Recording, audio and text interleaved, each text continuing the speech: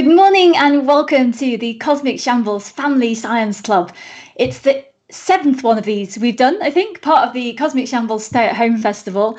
So usual bits of admin at the start and some extra bits. There is a tip jar somewhere below this screen that you're watching it on. Do please consider contributing that or to our Patreon fundraising thing, which is patreon.com/cosmic shambles. Now we are several weeks into lockdown now. Things are still going on, but there's going to be a bit of a change in pace in the Cosmic Shambles Stay at Home Festival. I have to say, the number of shows that have been done so far in 8 weeks is astonishing. There've been more than 100 live shows and video chats, and it's not me that's had to do them all. It's Trent, the producer, who has been tearing his hair out as it gets longer and longer behind the scenes. So after 8 weeks of this, there's been loads of things. There's been live daily shows, but that's going to change a little bit from this week. So if you'd like to find out a little bit more about that, keep an eye on the Cosmic Shambles Twitter handle and also the Cosmic Shambles webpage. There will still be shows. There'll be some regular weekly ones. There won't be live daily ones anymore. There'll be some ticketed ones or Patreon only ones. You know, it's going to change a little bit. Still loads of stuff, but just a slightly different structure. So have a look at the Cosmic Shambles website for all of that. And of course, and the important thing is that the tip jar so far, which is why we did this, to help raise money for people who are struggling and arts venues and cultural venues that were struggling. We have raised £27,000 for arts venues, and that has been given out to help the organisations that are really having a tough time because they rely on live shows. So thank you very much if you donated. All of those donations have made a difference. They've already gone. They're helping the community venues that really need them. So thank you very much for that. And of course, the last other big beast. So these shows, that's probably what you want to know about. These shows, there won't be one next week, but they're probably going to be fortnightly. So every 2 weeks, we will still have the Family Science Club on the Saturday morning. And last bit of big news, which I hope you've already heard and I hope you're excited about, is that we won't be having our normal science Q&A tomorrow because it is time for Sea Shambles. Obviously, we had planned to do a massive live show at the Royal Albert Hall. We had all sorts of things, lights and lasers and fish and tanks and ridiculous things happening in ridiculous ways. And obviously, we can't do it in a live venue, but we are doing our best to bring you almost everything that was in the original show online. So that will be live online from 7 p.m.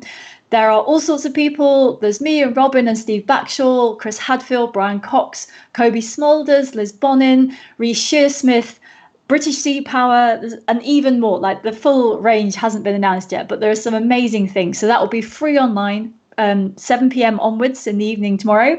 And it is free, but we do, if you fancy buying a virtual ticket to support either the Royal Albert Hall or our ocean charities, we would very much appreciate that. It's going to be a whole evening all about the ocean, which is obviously my favourite thing. And so to lead up to that, we've got some sea themed things this morning.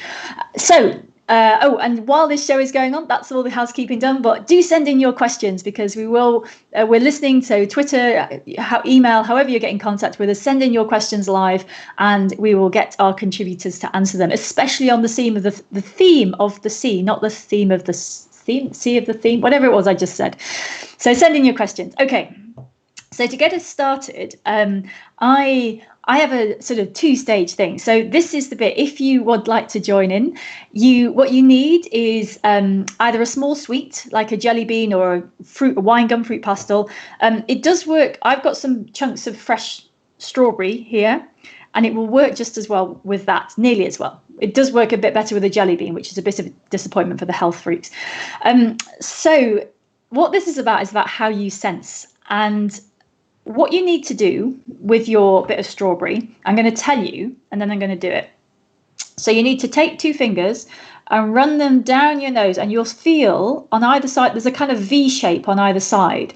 And so hold on to that bit. Your voice will go a bit funny like this.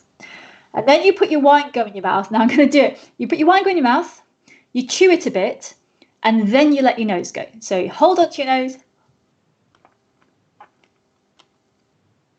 and then you let your nose go, right? So if you're doing this at home, and it works just as well if you know what's going to happen, what you will feel is that you can't really taste the strawberry until you let your nose go, which is amazing. You can taste the sweet and sour and all of those things. Those are taste sensors on your tongue. But actually, most of what we think of as taste is actually smell. And so what happens is that you're chewing, but you've blocked off your smell sensors by pinching your nose. And so all the molecules which carry the taste can't get up there. So you can't tell they're there. And as soon as you let your nose go, then the molecules can get there and suddenly you can taste your strawberry. So I highly recommend doing that. It's a great game to play. Now, the reason it is linked to a sea theme, and smell is a really important sense. Even in the ocean, you might think that animals in the ocean can't really smell very well, but they can smell in water. There are still molecules in water and they can still sense them. And so the little sea connection I've got for you is that imagine the front of a hammerhead shark. It's got that big kind of nose that comes down with two bits that come out. A hammerhead shark has a nostril at each end. And better than that, they are one-way nostrils. So when we breathe in through our nose, we breathe in and then we breathe out. So you can't actually tell whether the taste, what you're smelling here, was on the way in or the way out. But in the shark and the hammerhead, it flows through and just keeps going out the back. So a hammerhead uses the distance between the two ends of it, the front of its face, to tell which direction smells are coming from, because it's got really tight time control over when it senses the smell. So it's actually got a directional sense of smell. So have a go at that next time you've got a jelly bean or a strawberry around. It does work better with the jelly beans. Okay, right, let's get started on the amazing guests we've got this morning. Now, to start us off, we have a thing that until he came along, nobody knew existed, and that is a heavy metal marine biologist. He's called Tom Hurd. You may have seen him on CBBC and lots of other places. Tom, what have you got for us this morning? I've got a fantastic cup of tea going, but that's not particularly sea themed, I feel. I have got for you today, Helen, and thank you very much for having me on, a combination of odds and ends that I've collected as I have travelled the shores of the earth, and they're quite interesting. And I thought it's always a big problem, you know. I go and do SciComm shows and that kind of thing, and I can't take my fish tank with me. And it's a shame. How do you get people to connect? And every now and then the sea throws something up that you can actually show people. So first things first, and I suppose a good one for now is the lockdown's kind of changing. Please, everyone, keep social distancing. Don't run out to the beaches and all that kind of jazz. But if you are within a beach and it is safe for you to visit, you might find something like this. Now, what we've got here is a mermaid's purse. That's the fantastic name for it. And I tell you what, you wouldn't be able to fit your credit card in there, no chance. But what you can fit in there is a baby shark or a baby ray.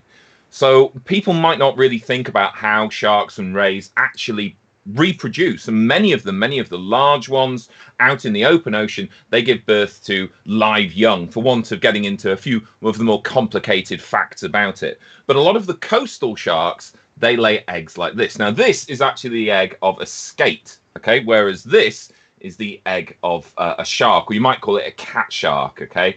They're quite different, but what is really, really very interesting is as the embryo is inside here, and it would be just like a chicken embryo, you know, you'll have that big yolk and that tiny little animal starting to grow, feeding off the yolk and getting bigger and bigger and bigger. What scientists have found out that these horns, which would normally, when this had been laid, or if you just found it, would have long curly tendrils on that would help it wrap around seaweed and other bits and pieces. Well, as the embryo grows, these horns start to hollow out. So that as the embryo starts to just gently wiggle and you know, it's building up its muscles and it's kind of getting going, getting a groove on, it can start to suck water in through the horns and back out through the horn. So it gets a little current going. And this is really, really important for the animal to be able to taste the water around it. Helen, you're just talking about taste. So important in the ocean, being able to physically taste and smell what's going on around them.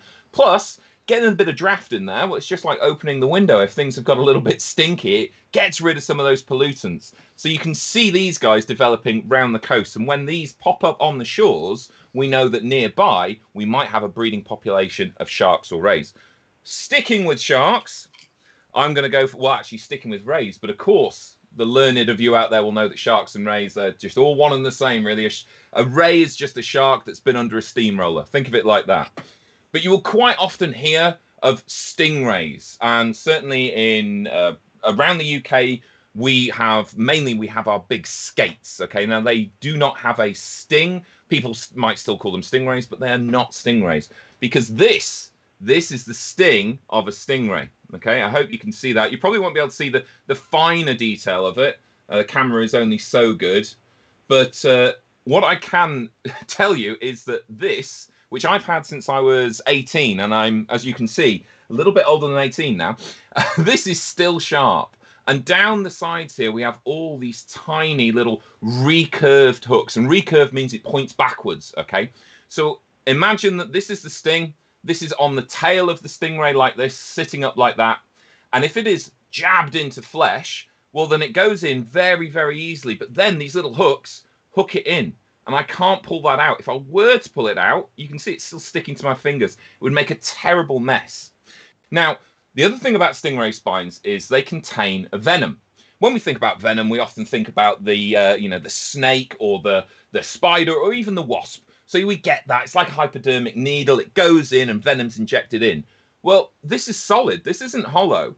So the venom for a stingray isn't contained in the spine. It's actually contained in the flesh that covers the spine. So if you were to find one of these, or take one of these from a ray where you're needing to handle it in a scientific setting, until you get rid of the flesh, you still run a risk of being hit by the venom. Now, here's a real bonus for you. This, ladies and gentlemen, yes, it's a spine. Yeah, we've just been talking about that. It sits on the back of the stingray like this. But guess what?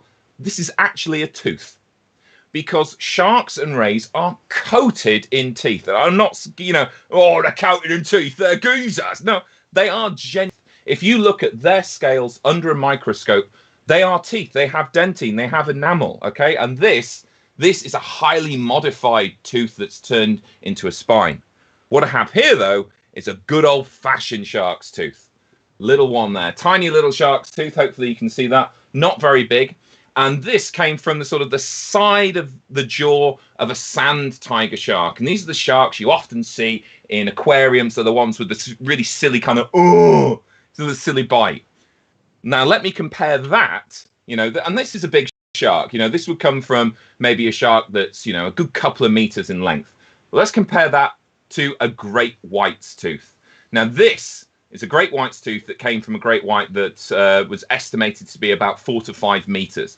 And you can see the enormous difference in these teeth. It is incredible, because the teeth of a shark, whatever species it is, the teeth of the shark dictate what it can eat. It dictates its lifestyle. It dictates its job, if you will. So if we look at the job of the sand tiger, we've got this nice, sharp, pointed spike. This is perfect for catching small fish and squid that are going to squiggle away. If you can harpoon them, you can keep them. If we look at the tooth of the great white, now we know, obviously, great whites, they're big fans of catching seals, and maybe you can just see the serrations on the edge. This is essentially a steak knife, because the way that great white teeth work is that the bottom jaw sets into the prey, and then the top jaw comes down and slices left to right, allowing them to get a really big chunk of flesh from the seal or the whale or whatever it is that they're having a bit of a feast on. Right, talking of having a bit of a feast and sticking with teeth in a way, I have here the beak of a Humboldt squid. Now, Humboldt squid, they're also known as Diablo Roja, which is your genuine Spanish for the red devil, because these things are nasty. They have gained a reputation as being man-eaters, because when fishermen have fallen overboard, there are anecdotal tales of Humboldt squid coming and getting them and biting at them and all that kind of jazz. And certainly, this isn't to be messed with. Now, I've had this for a while now, and it's kind of corrupted a little, so it's bent out of shape. So it should have, I can't really force it back in, but it should have been like this, very much like a parrot beak, okay, like that. And this is hidden in the center of that crown of arms and tentacles. And it's in there that this beak resides, in something called a blood sinus. That's a bit of a fancy biological term. But what it actually means is that rather than your jaw and my jaw only doing ang, yang, yang, if I want to bite sideways, I have to move my head sideways. This, because it's in this blood sinus, this beak can rotate freely so that whenever a squid catches something and gets hold of it, it can rotate its beak to the perfect position to find a weak point, bite through the flesh, incapacitate the animal. And certain studies have said that this beak, the beak of the Humboldt squid, has the ability to pierce Kevlar. That is serious stuff. I mean, I could talk to you more about the biomechanics of it, because, of course, this bit super sharp, but this bit is, you know, in the soft tissue of the animal. And I mean, I don't know about you, but if you ever get a crisp the wrong way and you bite down on it, you get a bit of crisp in your gum, that hurts. So how an animal can produce Kevlar puncturing on one end, but nice and soft on the gums on the other, that's cool. Right, got one last thing for you here as well. Bit of a change there. I've done some good old-fashioned predators. What about a bit of rock? Eh? We love a bit of rock. Well, what this actually is, it's not rock. See, show you there. This is the skeleton of coral, okay? And it's actually from my tank back there, because I have to, my corals grow so quickly, I have to occasionally frag them off, and that means frag to fragment and break. And this is what you get underneath. Now, you can completely understand why, when people first started studying corals, they assume them to be plants, because you have this kind of hard trunk, if you will. You know, how is this any different from, say, you know, wood or the log of a tree? And of course, they would sit there flapping their little doodahs, doodahs being a technical term, obviously, much like leaves blowing in the wind. But corals are actually animals, okay? And a friend of mine refers to them as plantimals, because they are an animal that lives in a symbiosis with an algae, which allows it to make its own food. They have, for want of a better analogy, cabbages in their skin. And this means that while they're sitting out in the sun, they can draw in all that beautiful sunlight, they can take in carbon dioxide, and just like trees and grasses on the land, they can make sugars for themselves, and they can make oxygen for us as well. But they go one further. They are animals, so they might have these fantastic lodgers living in their skin, making them this food. But then all these little dimples, you can't really see them too well there. Each one of those is an individual polyp, which puts out stinging cells, just like its cousins, the jellyfish and the anemones, and stings passing prey as it goes. So this guy gets 2 bites at the cherry when it comes to having a feed. Fantastic stuff. You'll find these around the coasts of more tropical areas, which is a bit of a shame, but it's great things, great things. Look at that. So there you go. There's a little run through of some fantastic things I've found during my trials around the world. That is brilliant. Thank you so much, Tom. And I can second Humboldt squid being vicious predators. So I've worked in places where they wash up on the beach after they've mated and they die, but they're not quite dead yet. And I've seen the tentacle marks on people's legs where a tentacle has slapped across a leg, and all the little teeth have like left a mark, and it is vicious. Those are scars that last for a long time. They are big, so if you do if you are somewhere where you see a Humboldt squid and they're big, they're more than a meter long, definitely don't go near it unless you're very sure it's dead. Well said. Since no one's going anywhere for a while, that might not be an issue. Brilliant. Thank you. If you've got any questions for Tom, do send them in to us, and he'll be around till the end of the show to hopefully answer some of them. So we're going to move on to a slightly different topic, and our next guest is Liv Boeree, who now she's had a fascinating career so far. She trained in astrophysics, into professional gaming, and she's now doing lots of videos and things like that, and she is going to talk to us about making predictions. So Liv, what have you got for us? Thanks, Helen. So I found myself, and I'm sure you guys are all sort of in a similar situation. We're all living under so much uncertainty right now, what with coronavirus and lockdowns being lifted or maybe not being lifted. And this got me thinking about how useful it would be if we could actually predict the future more accurately. And, I love thinking about the future, and I wish I could know when certain new technologies are actually likely to appear and when they're not going to, and so on. And what it turns out is that the act of sort of predicting the future isn't sort of I actually have a crystal ball here. I don't use it to predict the future. A lot of people think that that's what it's all about, this sort of mystical thing that some people just have this skill to sort of foresee what's going to happen and others don't. But it's actually not the case, because the art of predicting is actually more like a science. And there are some people that are called super forecasters who have figured out better than anyone else how to make really, really good predictions. And so what I want to talk about is one of the techniques that they use to do that. So one of the ways this came very apparent to me, one of the techniques they used was a few years ago. I was meant to be meeting a friend of mine at a party, and my friend, she's quite, and so she asked me what time I was planning on getting there at this party. I think it started about 7 o'clock. And so I said to her, oh, I'm probably going to get to the party around then. Expect probably going to be there around 7. However, I ended up getting there about 8:30, thinking that was fine. And she was very, very upset with me. And I was like, oh, well, this is strange. Why are you upset? I said, I'll probably be there around 7. And the thing is that to her, the word probably felt very definite. She thought that means I was going to be there almost certainly at 7. And the trouble is basically these words like probably and maybe, they're these very fuzzy words. They're actually very written here. Got occasionally, sometimes, maybe. I'm sure these are the kinds of words that you have used to your mum and dad, or mum and dad have used to each other to describe some kind of thing that they think is going to happen in the future. And we all have sort of different interpretations of what they mean. And the way that scientists have sort of gotten around this problem is that they have found a way to, instead of use these words to describe the future, they use numbers. So what scientists typically tend to do,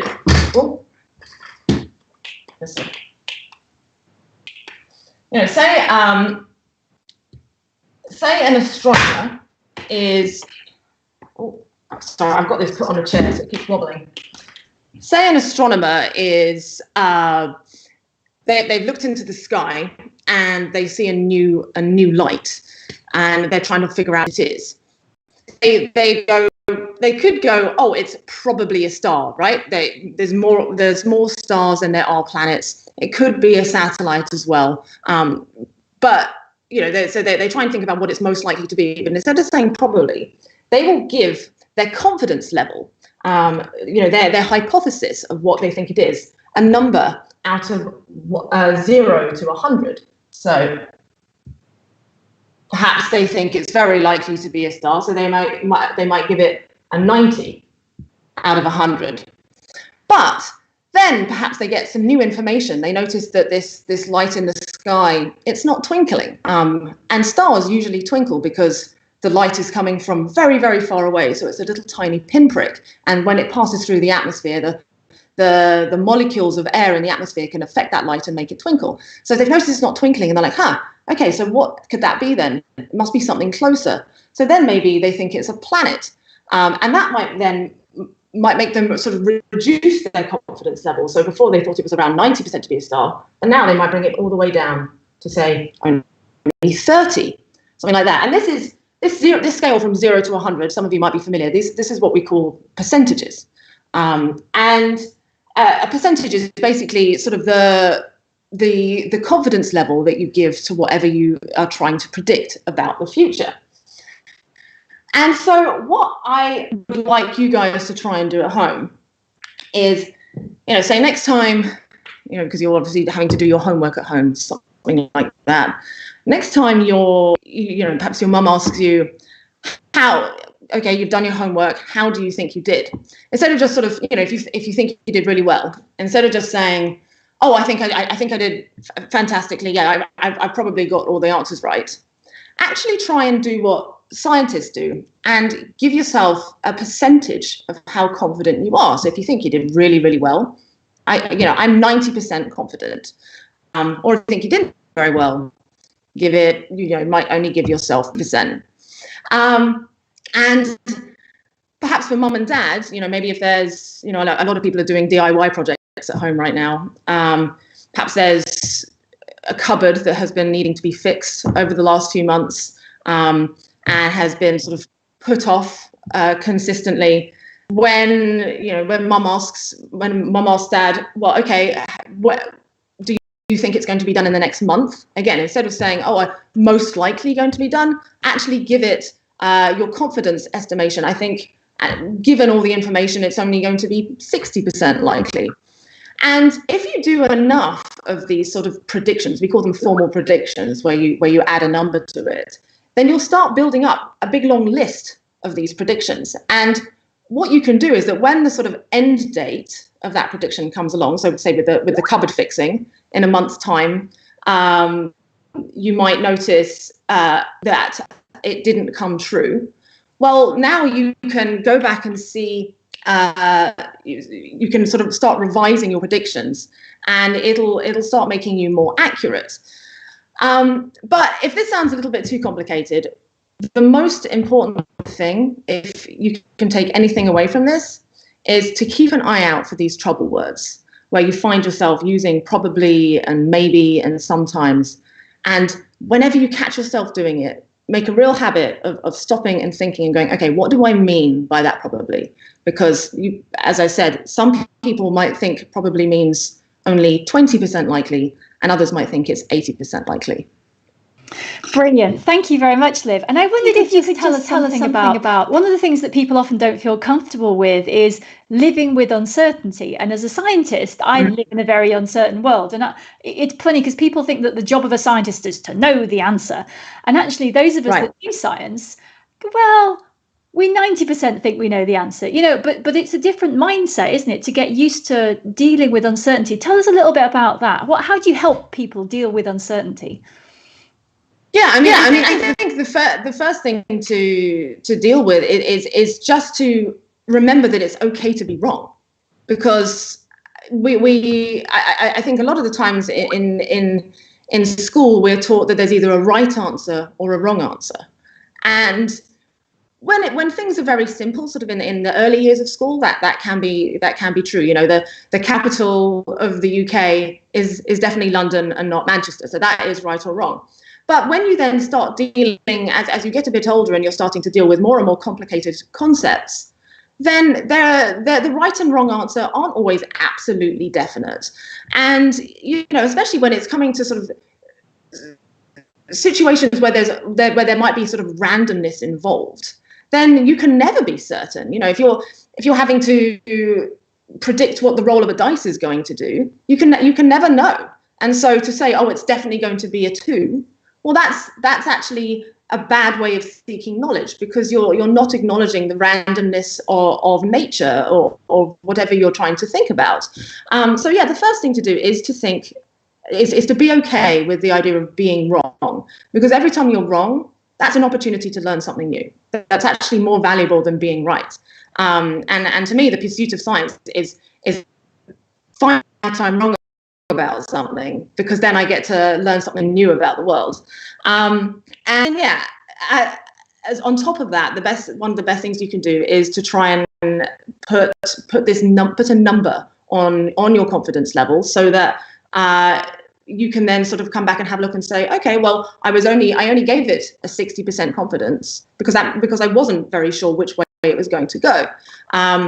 So yeah, uncertainty, we need to make it's not fashionable to be uncertain, but I think it's actually a really cool thing when someone shows sort of humility and uncertainty in their beliefs.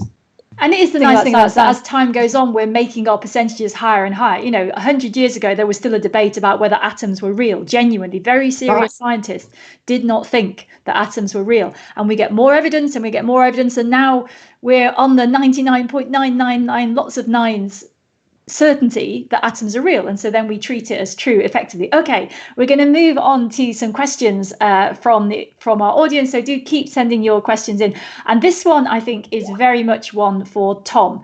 Are all rays poisonous? So rays, yes, I think you're lucky if you see one in the UK, even though we do see their eggs. But yes, so Tom, this is one for you. Are all rays poisonous?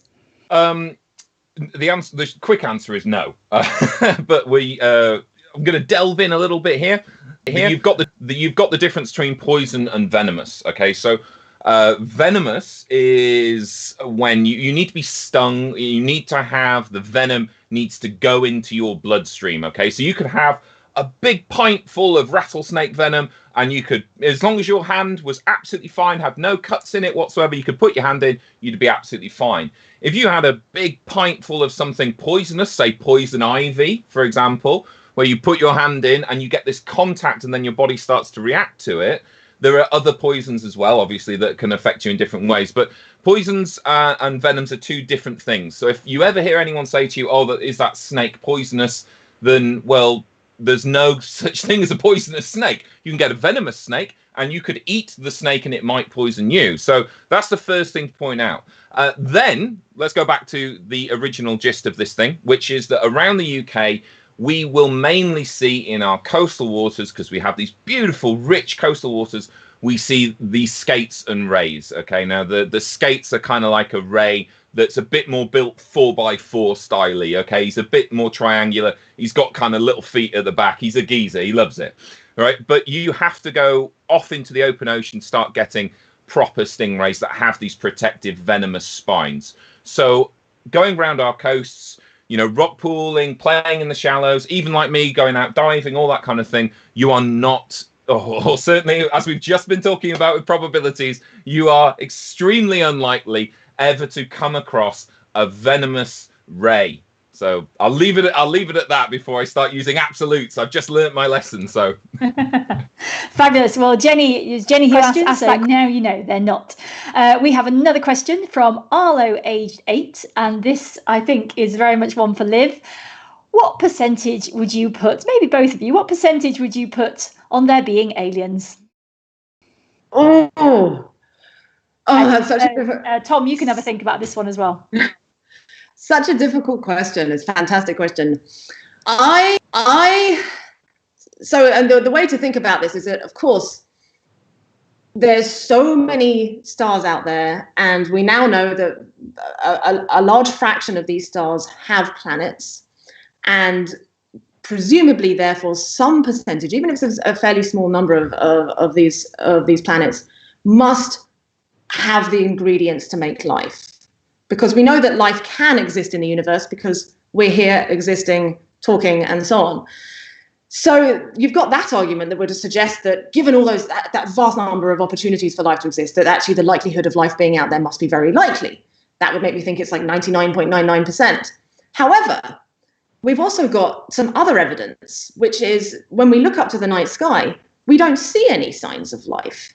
I know a lot of people sort of claim to see UFOs and think that that's proof of aliens, but there's usually a more conventional explanation for them. And so as far as we know, there doesn't seem to be any alien life out there.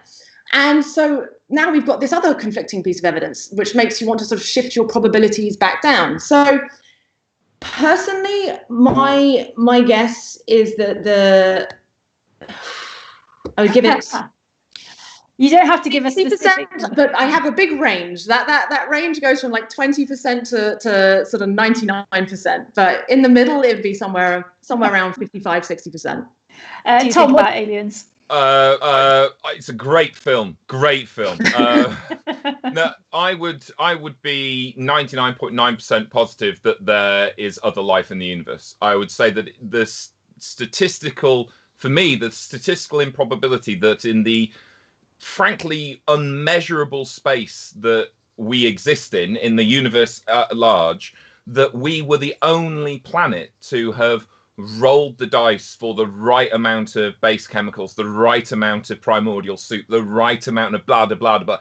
I think that's highly unlikely. And certainly looking at being a marine biologist, knowing about hydrothermal vents and these ecosystems and these biomes which have formed through nothing to do with the sun whatsoever, you then look at places like, I believe it's Europa. I'm not much of an astronomer, but I believe it's Europa, which most likely has a liquid core. Well, we've got proof on this planet. You don't need a sun to have life. You've got these mega ecosystems down at the bottom of the ocean, no sun whatsoever.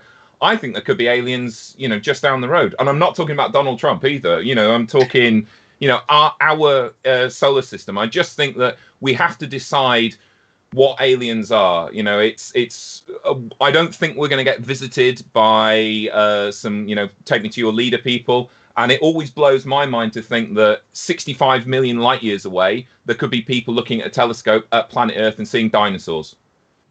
So, you know, it's a great question.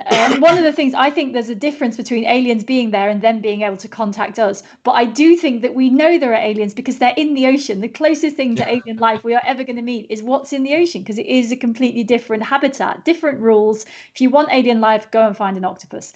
So that's my take on it. Okay, one more question very quickly, which is, so there's two ways to interpret this question, and this is definitely one for Tom from Tom. Oh.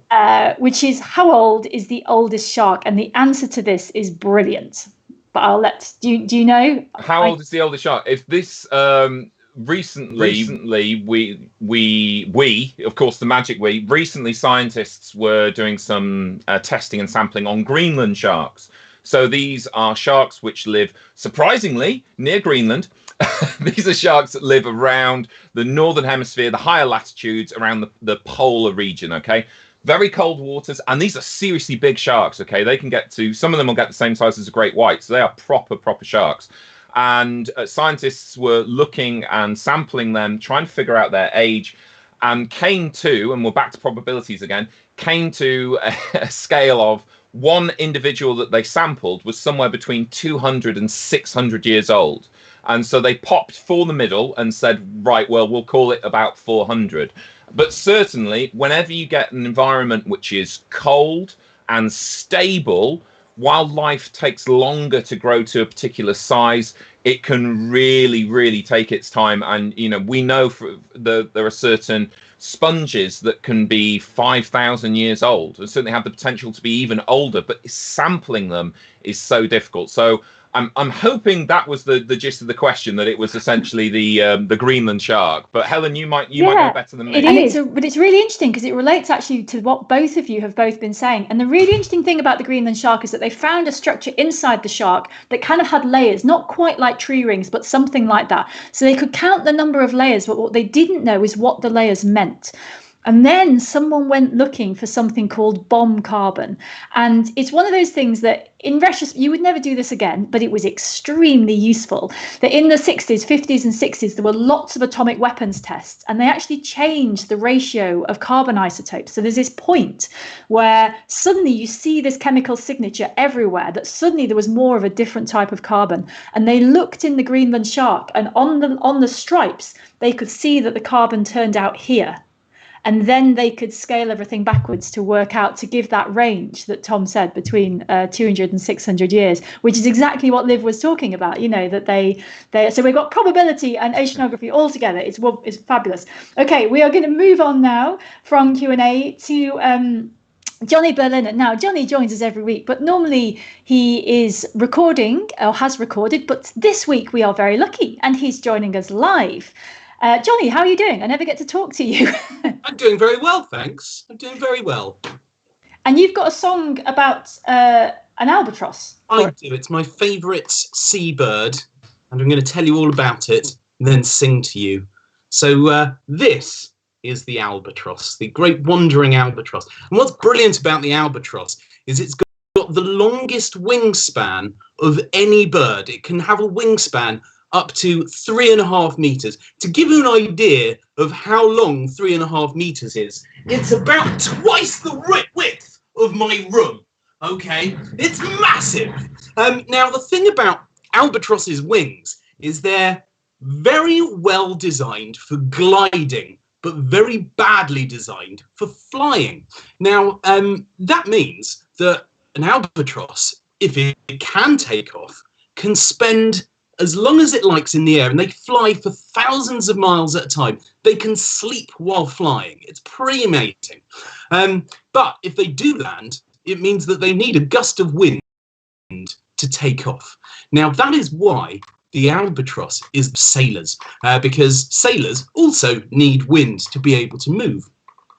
But the problem is, for these poor albatrosses, they are now endangered, and there's a few reasons why they are, and most of them are because of humans. So one of the big problems is that there is so much plastic now in the oceans that albatrosses can mistake it for food and eat it, and that can cause problems. They also get caught up in fishing lines, which is terrible. But also, where they go to breed, they always go to very remote islands where they don't have any natural predators.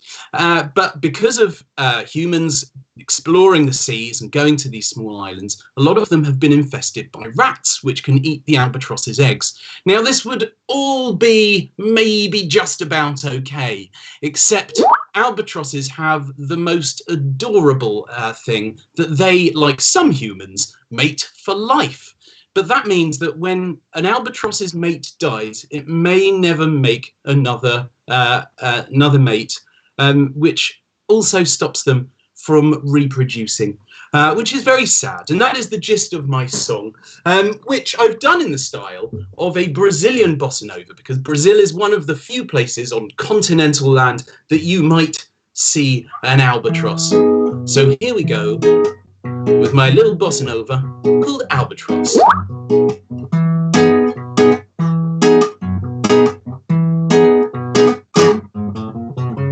Albatross, I love to watch you in the sky. For when I see you on the breeze, floating gracefully with ease, all I simply do is sigh. Ah, Albatross, you rarely come down from on high, except for when you feed and every other year to breed and finally to die. Oh, your wings were not evolved for flapping, although no other bird has wings as wide. So you may fly a little crappy if there isn't any wind to give the upthrust to your wings that helps you glide. Albatross, I love to watch you in the sky. For when I see you from below, I know the wind will always blow, and I'll sail on with a sigh. Ah, this is a sighing solo, by the way. Ah.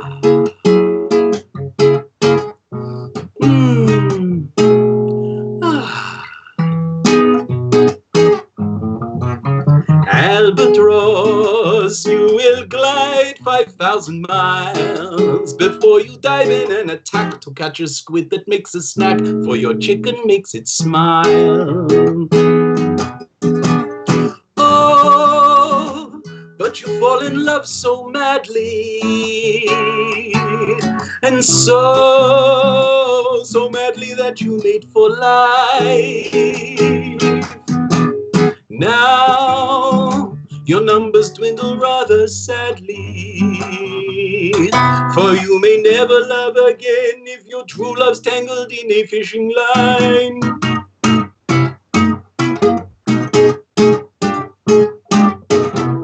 Albatross, I love to watch you in the sky. For when I see you on the breeze, floating gracefully with ease, all I simply do is sigh.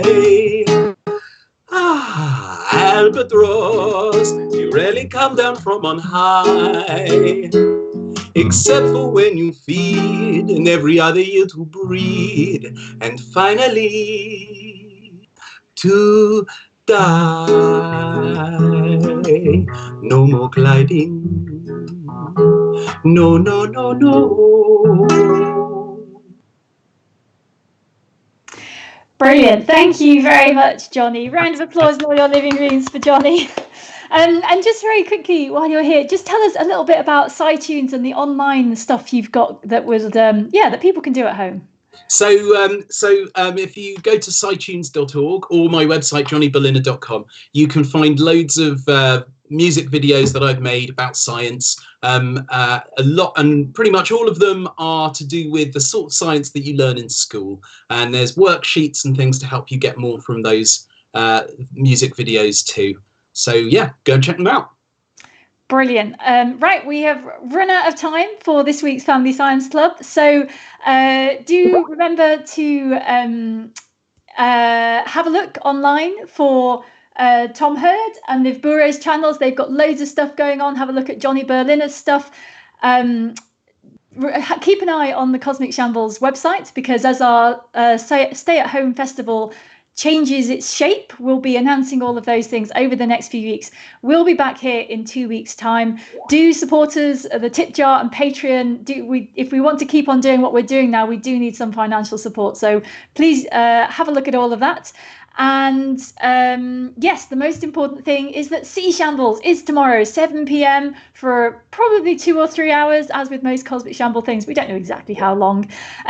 So there will be loads of big names: Chris Hadfield, Risha Smith, Liz Bonin will be there, Kobe Smulders, all sorts of people, all talking about the ocean, comedy and science and music, all mixed together.